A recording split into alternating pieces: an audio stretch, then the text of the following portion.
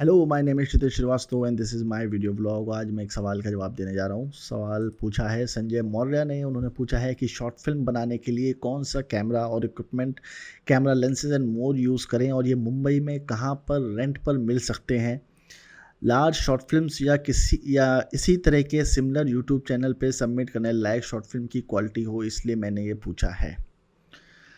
अच्छा सवाल है। तो इसका जो मेरे पास नॉलेज है उसके हिसाब से मैं जवाब दे देता हूँ। और क्योंकि कैमरा इतने तेज़ी से डेवलप हुआ है मेरे सामने, डिजिटल कैमरे में हर रोज़ नए नए वेरिएशंस आते रहते हैं, वर्जन्स आते रहते हैं, कि उसको मैच करना मुश्किल है अगर आप कैमरामैन नहीं हो। जो कैमरामैन है उनको भी इतनी नॉलेज नहीं होती है, क्योंकि वो डेली डेली वेबसाइट्स पे जाके कैमरा नहीं चेक करते हैं कौन सा नया डीएसएलआर आया है, कौन सा नया लो बजट कैमरा आया है। उनको भी टॉप कैमरेज़ के बारे में पता होता है, जैसे आईडी का कैमरा है या फिर रेड का कैमरा है, उसके बारे में पता होता है।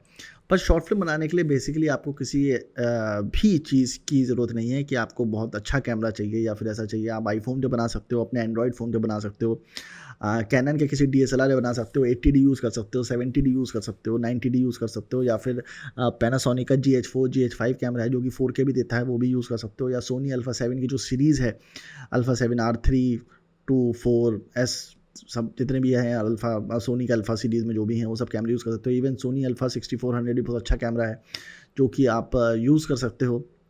एंड पर ये सब कैमरे महंगे हैं, 60,000 के 1,00,000 रुपए कैमरे हैं। अब आप सोचोगे कि अगर मैं एक कैमरा ख़रीद लेता हूँ, जैसे आपने मान लो 90D खरीद लिया, आपके 90,000 1,00,000 रुपए चले गए उसमें, और आपने कैमरा ख़रीद लिया, तो वहाँ पे चीज़ें ख़त्म नहीं होती हैं।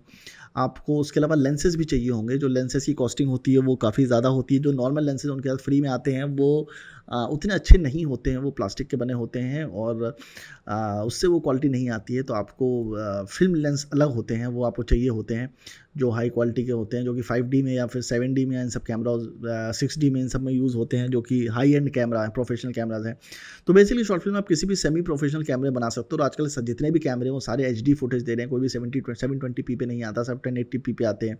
और ज़्यादातर कैमरे तो आजकल 2K 4K देने लगे हैं, मतलब सोनी के जितने भी कैमरे हैं सब 4K देते हैं। मेरे ख्याल से सारे कैमरे इस वक्त 4K दे रहे हैं। तो अभी इतना ज़्यादा सोचने की ज़रूरत नहीं है कि किस कैमरे पे शूट करें। बेसिकली कैमरा इंपॉर्टेंट नहीं होता है, आप किसी भी कैमरे पे शूट कर सकते हो। जो इंपॉर्टेंट चीज़ होती है वो होते हैं लेंसेज़, और उसके बारे में कभी कोई बात नहीं करता है कि लेंसेज़ कौन से यूज़ करने हैं। लेंसेज़ के बारे में कोई ज़्यादा इन्फॉर्मेशन पड़ी भी नहीं होती है, क्योंकि जो कैमरा कंपनी होती है उनका फोकस होता है कि आप कैमरा खरीदो। लेंस तो आप खरीदोगे ही, क्योंकि वो साथ का अटैचमेंट है, उसके बिना आप कैमरा यूज़ कर ही नहीं सकते। कैमरे पे इसलिए फोकस करते हैं क्योंकि हर साल अगर आप कैमरा चेंज नहीं करते हो एक्साइटेड होके, तो उनकी सेल नहीं होती है। वही कई कैमरे ऐसे हैं जो 5-5 साल यूज़ हो सकते हैं। अब जैसे बाइकें हैं, बाइकों में क्या ही इनोवेशन हो रहा है, वैसे ही कैमरे में भी ऐसा कोई ख़ास इनोवेशन नहीं हो रहा है। तो हर साल वो साबुन की तरह उसमें कभी कोई साबुन में चारकोल मिला देते हैं, कभी नीम मिला देते हैं, कभी कोई और चीज़ डाल के निकालते रहते हैं। कोई मेजर चेंज नहीं आता। मतलब अगर आप 70D 80D और 90D कैनन के देखोगे तो कोई बहुत मेजर चेंजेस नहीं है उनके अंदर, बहुत ही माइन्यूट चेंजेस हैं। गोप्रो के जो वर्जन्स हैं 8, 9, 10, उसमें भी कोई बहुत मेजर चेंजेस नहीं है, सिर्फ रिजोल्यूशन का फ़र्क है और छोटे मोटे चेंजेस हैं। और वो अट्रैक्ट करते हैं उन यूज़र्स को जो एकदम ही अप टू डेट होना चाहते हैं नई टेक्नोलॉजी के साथ, और वो उस लालच में खरीदते चले जाते हैं। बट द थिंग इज़, अगर आपके पास 550D भी है या आपके पास 5D Mark II भी है, जो पुराना कैमरा है जो अभी पड़ा हुआ आपके साथ, वो भी अभी उतना ही ऐसा अच्छा फुटेज देगा जो आज के कैमरे देते हैं। आज के कैमरे में थोड़े से फंक्शनैलिटी ज़्यादा है, जैसे कि एक ऑटो फोकस की फंक्शनैलिटी है जो कि आजकल के कैमरों में आती है, जो कि बहुत अच्छी फंक्शनैलिटी है, जिससे आपको फोकस नहीं करना पड़ता है। और फेस डिटेक्शन की जो फंक्शनैलिटी है वो भी काफ़ी अच्छी फंक्शनैलिटी है, तो उसकी वजह से अगर कैरेक्टर मूव कर रहा है तो वो लगातार उस फोकस में रहता है। हिस्टोग्राम की फंक्शनैलिटी है, जिससे आपको कलर करेक्शन करने में थोड़ी सी आसानी रहती है, एक्सपोजर मेंटेन करने में थोड़ी सी आसानी रहती है। तो ये सारी चीज़ें हैं जो नए कैमरे में आ रही है, पर ये सब डिजिटल हैं जो इनिशियली अंदर के कोडेक की वजह से यूज़ होती हैं। तो आप वैसे चीज़ कर सकते हो, बट इन सब चीज़ों पे इतना ज़्यादा बॉदर नहीं करना चाहिए। आपको फिल्म मेकिंग में सबसे ज़्यादा कोशिश करनी चाहिए स्टोरी लाइन पे फोकस करने की, कि स्टोरी आपकी अच्छी हो।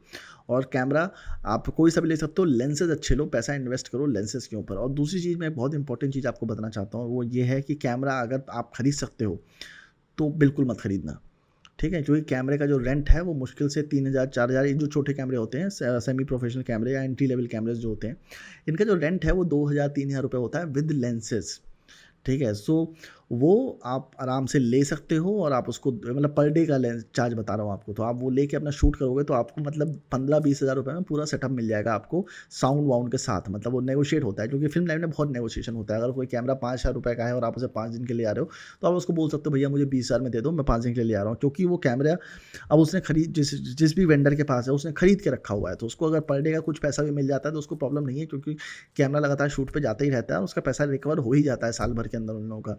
उसके बाद तो वो सारा एडिशनल मनी है जो उनका यूज़ होता रहता है। तो इसलिए कैमरा खरीदने की बजाय मैं सजेस्ट करूँगा कि आप रेंट करो, क्योंकि मैंने तो देखा है जितने लोगों ने कैमरा खरीद के घर पे रखा है, पूरी किट खरीद के घर पे रखी है, वो कभी उस कैमरे को इस्तेमाल नहीं करते हैं, वो सिर्फ शौक में खरीद लेते हैं। क्योंकि कैमरा वो कभी कभार ही निकालेंगे, और क्योंकि कैमरे कभी कभार इतने एक्सपेंसिव होते हैं, जैसे 5D का आपने पूरा किट खरीद लिया, 6D का पूरा किट खरीद लिया, तो वो इतना एक्सपेंसिव होता है कि आप उसे बार बार निकाल नहीं सकते, पूरी एसेसरी लगाना बड़ा मुश्किल काम हो जाता है। इसलिए रेंट करो, अगर शॉर्ट फिल्म बनानी है जितने दिन रेंट करोगे उतना अच्छा है। तो रेंट पे तुम ये भी कर सकते हो कि तुम अपना, अगर तुम्हें एक दिन का शूट करना है, तुम अच्छा खासा बजट है तुम्हारा, तुम एरी पे भी शूट कर सकते हो, रेंट पे भी शूट कर सकते हो। तो ये सारी चीज़ें तुम सीख सकते हो, वरना अगर तुम एक कैमरा खरीद कर रख लोगे you won't be able to learn much. हालांकि अगर तुम्हें सिनेमेटोग्राफर बनना है और तुम्हें लगातार शूट करते रहना और लगातार शूट उठाना है, देन आई वुड सजेस्ट कि तुम कैमरा खरीद लो। ठीक है, सोनी अल्फ़ा 7 सबसे अच्छे कैमरा जो सीरीज़ में है, वो सबसे अच्छे कैमरा है, जो 2-2.5 लाख रुपए के आते हैं। उसके लेंसेज के साथ खरीद के तुमको 3-4 लाख रुपए के पड़ेंगे वो। तो अगर वो खरीद के तुम रख सकते हो तो तुम्हें फ़ायदा ये होगा कि अगर कोई शूट है जहाँ पे आपको बुलाया जा रहा है और आपके पास कैमरा भी है, तो आपके पास एडिशनल एडवांटेज होता है, क्योंकि उनको कैमरे का रेंट नहीं देना है। डीओपी के खर्चे में ही कैमरा इंक्लूड करके तुम उनको एक पैकेज डील दे सकते हो, जिसकी वजह से उनको बहुत चीप पड़ता है और तुमको शूट पे बुला लेंगे, तुमसे कैमरा भी करवाएंगे और तुम्हारा कैमरा भी इस्तेमाल करेंगे। और कई ऐसे डीओपीज भी होते हैं जो बुला लेते हैं, अगर आपके पास कैमरा हो तो मेकिंग शूट करने के लिए, इन सब चीज़ों के लिए, तो वहाँ पे उसकी हेल्प मिलती है। अगर आपको प्रोफेशनली असिस्ट करना है कहीं पे, तो या अपने से शूट करना है तो उसके लिए अच्छा रहेगा। पर आप इंडिपेंडेंट डायरेक्टर बनना चाहते हो, फिल्म मेकर बनना चाहते हो, देन आई वो सजेस्ट कैमरा कभी मत खरीदना। कैमरा सिर्फ रेंट पे लेना, वो एक शौक होता है जो कभी पूरा नहीं होता है।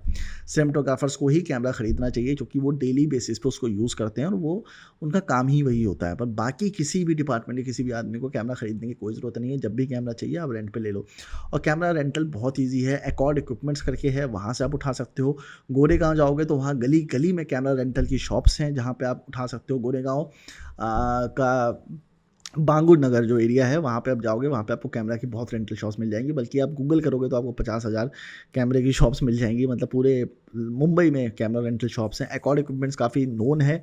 इसके अलावा लाइट्स एंड लाइट्स है। और उसके अलावा पूजा इलेक्ट्रॉनिक्स अगर आपको खरीदना है, जिसके बारे में मैंने एक वीडियो भी बनाया था, पूजा इलेक्ट्रॉनिक्स, जहाँ से मैं अक्सर सामान खरीदता था। वहाँ पे नया नया सामान आता रहता है, चाइनीज़ सामान भी आता रहता है, जो कि कुछ सामान जो कि 1.5-2 लाख रुपए का होता है, वहाँ पे मेरे को 5-10 हज़ार रुपये मिल जाता था। फॉलो फोकस होता है, वो सब मुझे बहुत सस्ते मिल जाता था, तो मैं खरीद के ले आता था। मैं जब पैसे आते थे मैं पूजा इलेक्ट्रॉनिक्स जाता था, वहाँ कुछ ना कुछ सामान खरीद के ले आता था। वो है। और वैसे ही कुछ अलग शॉप्स हैं जो कोलाबा में या फिर आपको चर्चगेट में मिलेंगी, तो वो शॉप्स आपको ढूंढनी पड़ेंगी, बहुत आसानी से मिल जाती है, कोई बहुत मुश्किल नहीं है। अंधेरी में तो भरा हुआ है, अंधेरी से गोरेगांव के बीच में आपको फिल्म की बहुत सारी शॉप्स मिल जाएंगी। You just have to roam around, वरना किसी भी फिल्म की शॉप पे चले जाओ जहाँ पे फिल्म का सामान मिलता है, जो कि आपको ओशीवाला में 1-2 शॉप्स अच्छी खासी रोड पे निकलोगे तो मिल जाएंगी। वहाँ किसी भी शॉप पे जाके आप कैमरा रेंटल के बारे में पूछ लोगे तो आपको पता चल जाएगा। नहीं तो जस्ट डायल पे फ़ोन कर दो, कैमरा रेंटल के लिए जो दुकानें हैं उनका एड्रेस चाहिए, and they will send you hundreds of contacts. So it's not that difficult. और आप विंडो शॉपिंग करोगे, 10 दुकानों में बात करोगे, आपको 4 जगह पे अच्छी डील मिल जाएगी और आप आराम से अपने कैमरा बना सकते हो। लार्ज शॉर्ट फिल्म्स और पॉकेट फिल्म्स और इस तरह की जो कंपनीज़ हैं, उसमें जो पॉकेट फिल्म्स हैं उनका तो कोई ऐसा रिक्वायरमेंट नहीं है, जहाँ तक मैंने देखा है। उनके कैमरे, कुछ कैमरे बहुत अच्छे कैमरे पे शूट होती हैं फिल्में, कुछ अच्छे कैमरों पे नहीं शूट होती हैं। दोनों ही तरीके की फिल्में वहाँ पे हैं। पर जो लार्ज पॉकेट फिल्म्स है, क्योंकि वो सेलिब्रिटीज़ वाली फिल्में ही लेते हैं, इसलिए वो आपको अच्छे कैमरे पे, एरी के कैमरे पे या फिर रेड के कैमरे पे या किसी और अच्छे, मतलब सोनी के अच्छे कैमरे पे आपको शूट करनी पड़ती है। क्योंकि आप सेलिब्रिटी के साथ शूट करो तो आप छोटे मोटे कैमरे पे नहीं कर सकते, क्योंकि they won't feel comfortable with it.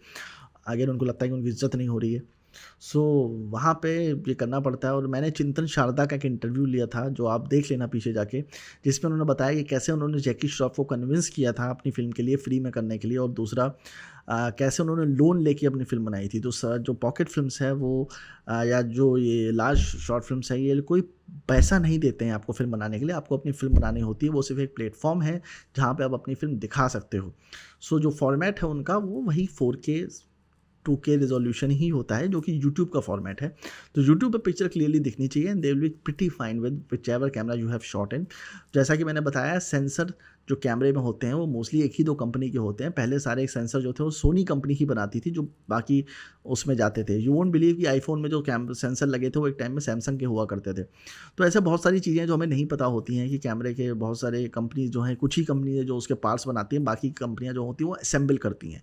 जैसे कि लिनोवो है, लिनोवो का अगर आप सिस्टम खोलोगे तो उसमें सारी चीज़ें अलग अलग कंपनीज़ की होती हैं। एप्पल का खोलोगे तो एप्पल ने सारी चीज़ें अपनी ही बनाई हुई हैं, अपने खुद से मैन्युफैक्चर की हुई हैं। पर बहुत सारी अलग कंपनी, आसूस, लिनोवो, इस तरह की जो लैपटॉप की कंपनीज़ हैं वो मैन्युफैक्चर नहीं करती हैं, वो सिर्फ असेंबल करती हैं। वो दूसरे लोगों से सामान खरीदती हैं। हार्ड डिस्क किसी और से खरीदा, रैम किसी और से खरीदा, मदरबोर्ड किसी और का लगाया, उसके बाद उन्होंने एक सिस्टम बना दिया, जिसकी वजह से वो डिस्क ड्राइव की ज़रूरत पड़ती है आपको, जो ड्राइवर को इंस्टॉल करता है।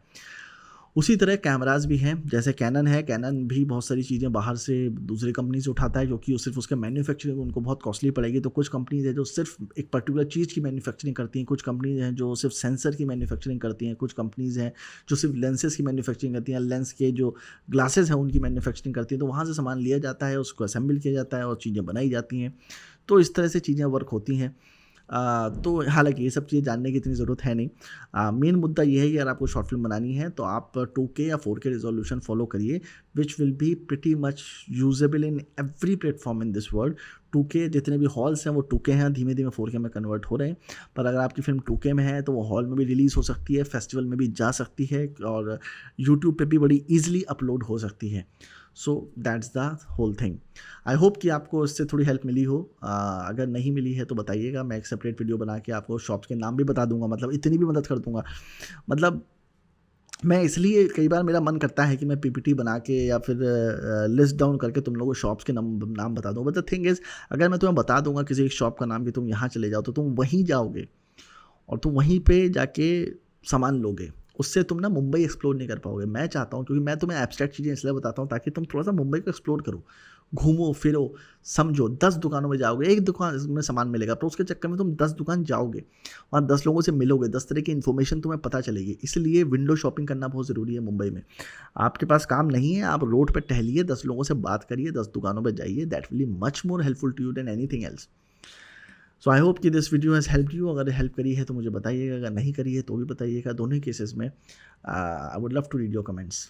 Thank you, bye bye.